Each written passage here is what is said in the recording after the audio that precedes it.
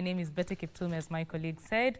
This is our first story here on the Business News. Kenya has intensified efforts to secure its removal from the global anti-money laundering grey list.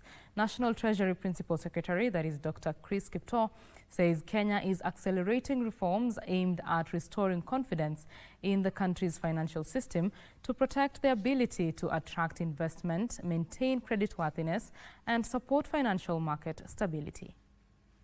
Kenya has been on the grey list of the Financial Action Task Force since February 2024, a designation that can increase transaction costs, limit correspondent banking relationships, and weigh on foreign investor confidence.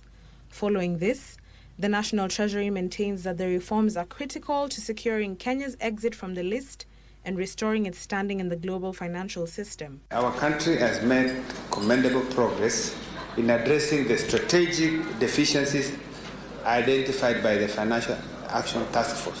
Dr. Kiptoo says key legislative reforms have already been enacted, including the Anti-Money Laundering and Combating of Terrorism Financing Laws Amendment Act of 2025 and the Virtual Asset Service Providers Act of 2025.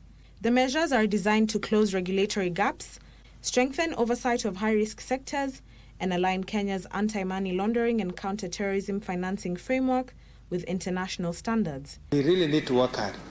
I am not sure we can have the opportunity to have the grey listing period extended.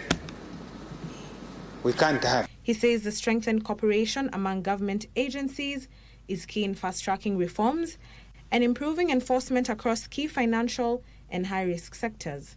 So we have to use this time to work extra hard to make sure we comply. So we are going to work with individual principals. Ahmed, we have to work together. DCI, all of us work to see that each of the measures or the things you are supposed to do, you do them. Ndota Mokami for Prime Edition.